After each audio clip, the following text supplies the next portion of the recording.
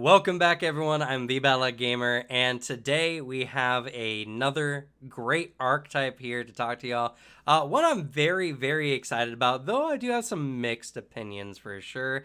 Today we're going to be talking about the Geomancer, which is one of the more interesting archetypes in the game, in my opinion.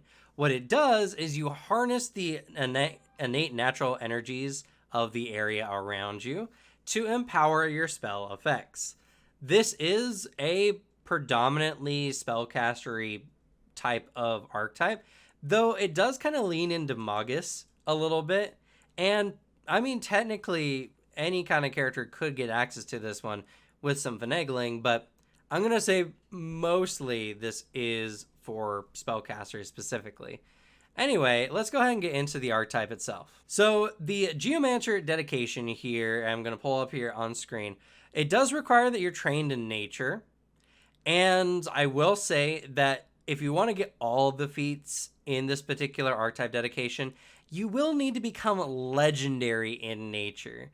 So this archetype does come with a pretty hefty skill investment. That's something to consider as we're moving forward with this one. But other than that, at least starting out, it's easy enough to get into.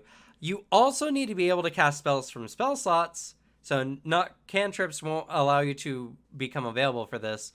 And you need at least one spell in your repertoire or that you can prepare that is either that has the air, cold, earth, fire, plant, or water traits. So it's an elemental / plants. Plant's a really good one, in my opinion.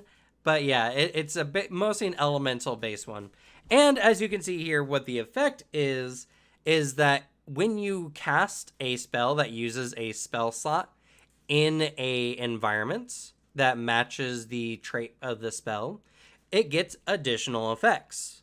Now, most of these effects are not damage based. The only one exception will be from Swamp, where if you use a plant spell, it gets extra persistent damage of poison to the enemy, though they do get a basic fortitude save to reduce or negate this damage.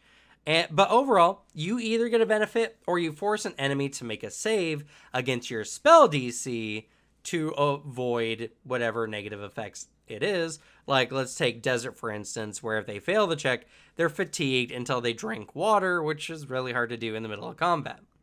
That being the case, it is very specific. It's based on what area it is. So you have to be in the right environment, and then you have to use a spell with the right trait, which is marked here in parentheses next to the environments.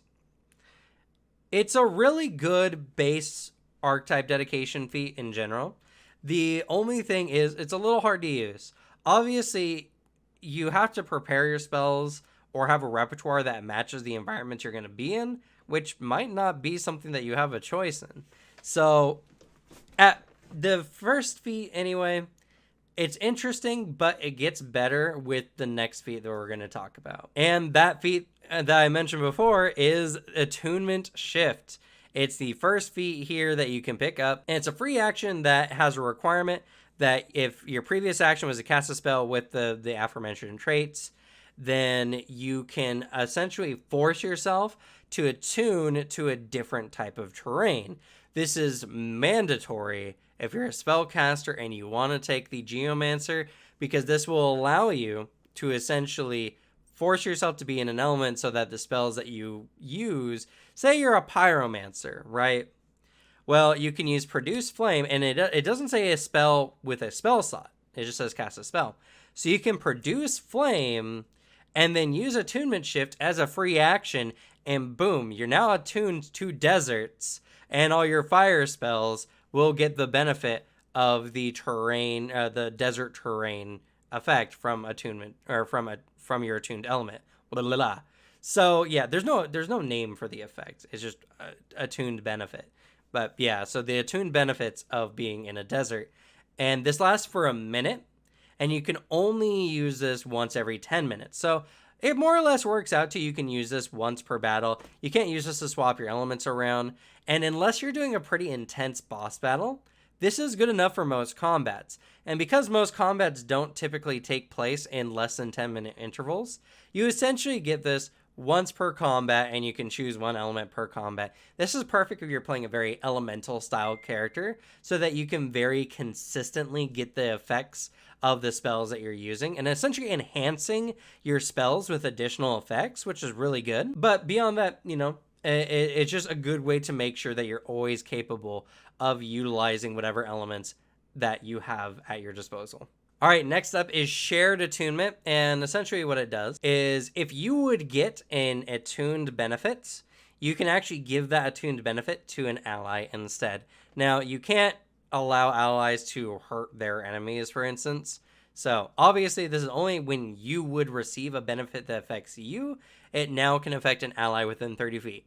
Pretty simple, pretty easy to explain, but I figured I'd go into the extra steps to mention the caveats. Rough Terrain Stance is not a good stance. It can do some interesting stuff later, but this is one of those feats that kind of leans more Magus, as I kind of mentioned before. So what it does is it has a first, this is the first feat, I believe, right? Yep, the first feat that requires that you're an expert in nature. So you need to be an expert in nature, and to get into this stance, you need to have recently gained a terrain attunement benefit this turn. Now, this can be actually very easily stacked with the attunement shift, because you can use Produce Flame, attunement shift, and then get into your Rough Terrain stance. And what Rough Terrain stance does is all adjacent squares around you become difficult terrain, which doesn't...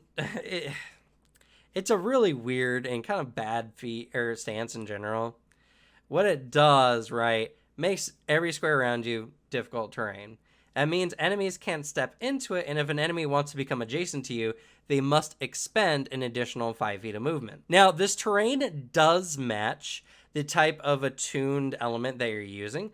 This does mean that enemies that have certain terrain bypassing effects that allow them to ignore difficult terrain of certain types of effects or traits can ignore this. That's incredibly niche, but it is a thing. But yeah, this only would stop an enemy if they're exactly the distance away where that 5 feet of movement would have prevented them from getting adjacent to you. So they need to be at exactly their speed distance from you in order for them not to become adjacent to you. If they have reach, it does nothing. And if they're any closer, like 5 feet closer, then there's nothing. This does prevent them from, like, circumnavigating around you, so they can't, like, strafe around you or whatever. But, like, that never happens. Enemies don't typically do that kind of stuff. So it's just kind of a bad stance. It has a pretty good feat a little bit later. And it does just last as long as you're attuned to the same benefit that you're in. So, but beyond that, I don't know.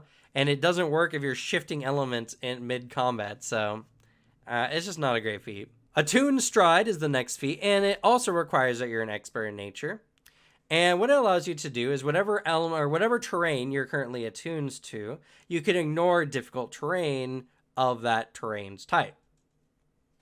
It's good. It means that if you're in a terrain and you're using a spell that fits that terrain, like a swamp, if you're in a swamp and you use a plant trait spell, this can allow you to ignore the swamp difficult terrain, which is very common in swamps, which is really good. It's very niche, and with attunement shift, you can force yourself to be in the right element, depending on if you have a spell that matches the trait. But if you're already in that terrain, then you don't really need to do that anyway. It's very good, if not niche. I don't know. It has some situations. The swamp example is really, really good. Most of the other ones, not so much. Next up is Draw from Land, and this is going to be one of the first feats that kind of says, get out of town. I'm trying not to curse. Get out of here, attunement shift, because what it does is if you've recently gained a terrain benefits, and your attunement matches the terrain that you're in, so you can't use attune shift to be in a different type of terrain, you can get a number of temporary hit points equal to your level, which is really good, but it lasts for 1 round. Wah wah. I know, this is good. This is kind of leans more in Magus's direction again. If you're a spellcaster, normally you don't want to get hit, so you're positioning to avoid that. this can be good. It does take an action though. But I mean, say you're a Magus, right? And you spell strike, you gained your benefit. Now you can use an extra action to gain temp HP to tank through some damage coming up through the course of this next round. That's pretty good. And if you gained the plain benefit, which gives you temp HP, I think equal to the spell's level, it actually stacks with this benefit as well. So those two do stack together. And there's no limit to the number of times you can do this. So if you're keeping up your spellcasting every round, you can be relatively really tanky. I would find that difficult to do, but this is a decent effect. And honestly, like I said, for a Magus, this could be really, really good as long as you have spells that match the terrain you're in, which not being able to use Attunement Shift makes this one a little bit harder. All right, Read the Land, the only uncommon in this list. It's normally a common archetype, but this is an uncommon one because it allows you to gain access to a ritual. Now, this is also the first feat that requires that you are a master in nature, so that's important to mention as well. But what it does is it allows you to get the Commune with Nature, which has the same effects as the Commune ritual, which, if you didn't know, and we'll pull it up here, the Commune ritual allows you to essentially ask, like a god, a specific question that they can answer yes, no, or maybe to. What Commune with Nature does is it asks the spirits of nature in a 3-mile radius, whatever the question is. And not only that, but you get the benefits of you can do this ritual in only an hour rather than spending a day, and you don't need a secondary caster, though you still need the 60 gold for the special incense to perform the ritual. Regardless, this is a fantastic ability that allows you to get some extra, essentially investigative power, as long as you're in some kind of natural environments. Either way, it's a really good one, and it's a good way to get access to a ritual, and a ritual that's not too terribly, all rituals are uncommon, but I find this one to be one that, the extra restriction is not super necessary. I think this is a pretty good feat overall, and it really embodies what a Geomancer is, which is attuning to the very surroundings around you. Shifting terrain is something that makes the rough terrain stance actually worth it, but also makes it harder to use. Right, because rough terrain already was hard. Anyway, so you also need to be a master in nature to use this ability. And the requirements is that your terrain attunement matches the terrain that you're currently in and you're in rough terrain stance. So again, no attunement shift shenanigans. Womp womp. It kind of sucks. Attunement shift is so good, and so many feats just say, fuck you, attunement shift. I think we're beyond the point. I'm throwing one F-bomb here. Anyway, what the ability does is really good. Now, anytime you're in the stance, granted, this has a cooldown, you can slam the ground, swirl the elements, do whatever for an action, and the enemy needs to make a reflex save against your spell DC, or they become clumsy. If they succeed, they still become clumsy 1. If they fail, it's clumsy 2, and if it's a crit fail, they become clumsy 2 and prone. That last one is massive, because becoming clumsy 2 and prone means their AC drops by 4, because clumsy reduces AC and is a status penalty, and falling prone makes you flat-footed, which is a circumstance penalty to your AC as well. So that's a massive AC drop from a singular action, as long as they fail, crit fail anyway. I mean, even if they succeed, it's still a -1 to their AC. So, it's not that bad. The only thing I have major issue with is they need to be within the difficult terrain created by your rough terrain stance, which means they need to be adjacent to you. And it can be all enemies adjacent to you, as it's any enemies in your rough terrain. So again, the Magus with rough terrain stance does get some benefit, though actually, I just thought of this. Magus would never do this because Arcade Cascade is another stance. Who is this for? Because it's not for Magus. Who is using this? Melee spellcasters, I guess. Melee spellcasters, if enemies are adjacent to you, you can do a big trip action, potentially. Or at least make them uneven. I don't know. It's okay, I guess. And if you don't mind losing Arcane Cascade, it's good on a Magus, but it's an interesting one. And like I said, Clumsy is still a really good. It can even reduce. It's all dexterity based checks and AC, so I mean it's really good. Next up is Terrain Shield, which is the most unique feat in Pathfinder 2nd Edition. To my knowledge, there's no other feats like this one. Now, in order to pick it up, you must be a master in nature. So again, that skill proficiency requirement. You can only use this once per 10 minutes, but as long as you are you have gained the benefits of a Terrain Attunement in your last turn. It's worded weirdly here. It says you gained a Terrain Attunement benefit since the start of your turn of start of your most recent turn, and attunement matches the terrain you're in. Okay, I was having actually some confusion with this. This is my second recording of this because I took an extra 10 minutes to talk about everything because I'm just so chatty. But so if you gained a terrain attunement benefit last round or last turn, you get until the start of your next turn access to Terrain Shield. Now, Terrain Shield, what it does is you, if you're hit by any kind of strike, so a strike that deals damage to you, you gain an amount of resistance to this damage equal to twice your level. Twice your level is massive. At level 10, you're negating 20 potential damage, which is nuts. It's really, really good. And hey, if you have Draw from the Land, you have a bunch of temp HP, you become nigh immortal with this combination. Granted, for one attack, because this is only once per 10 minutes, but still really good. The thing about this, and the reason why this is so unique and why I've been singing its praise so much, this is not a reaction. That's right. This is not a reaction. Nature itself lifts up to defend you as essentially a free reaction, which means you get to keep your reaction. You can just negate an amount of damage equal to twice your level. Once per 10 minutes. That's really good. It's the only feat to my knowledge so far in the game that's essentially a free reaction. That's just really good. I would say it's almost written bad, but the whole point is nature is defending you. So it's a really cool feat. And we have one more feat to go in, and it's a really good one. But before we get to that one, I'm going to need you all to attune to the subscribe button down here in the corner if you're enjoying this content, as I am the Pathfinder 2e archetype guy. I'm the only place you can come to see in-depth reviews of all the archetypes, or at least will be all the archetypes in Pathfinder 2e. And I talk about all things tabletop, not just Pathfinder 2e. So, I would highly appreciate you attuning to that subscribe button. But anyway, let's continue on with the last feat. So, the last feat, Quickened Attunement, is a big, major combo. You can only use this feat once per day.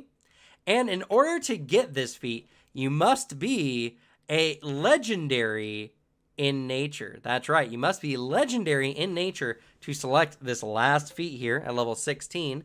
But what it does is it's a free action. It's actually a meta magic, so it goes onto a spell. And the requirement was your previous action was Attunement Shift.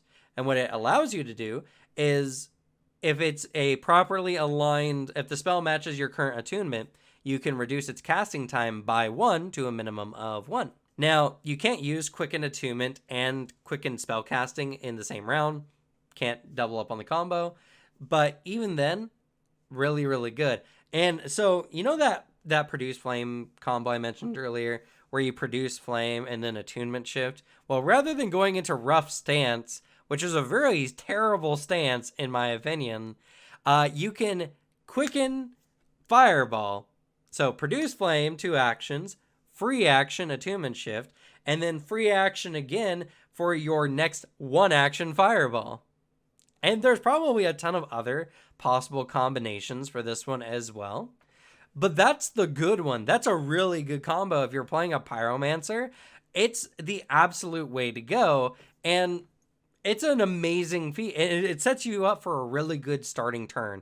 You get 4 actions, 2 spells, it's just great. It's so good, and there's many other ways that this could be used as well. But this just shows that the Geomancer, if you're playing like an Elementalist, Geomancer is an amazing, absolutely fantastic archetype to pick up for your game, especially if you're using the bonus archetype rule, which I recommend everyone use because it's just so good, and we need more horizontal leveling in tabletop games. But that's going to be it for me. I've chopped 10 minutes off this. Man, in fact, I talked a whole extra 10 minutes for this video before. Oh, boy. But yeah, that's going to be a Geomancer. It's a really, really good archetype. I absolutely love it. And yeah, I can't say more than this is really good if you're an Elementalist and really good if you're a caster and kind of good if you're a Magus. Also, rough terrain stance is a terrible ability. Anyway, that's it for me. Thank you all so much for watching. Good luck with your games. Leave the bad luck to me. And I'll see y'all next time. Bye.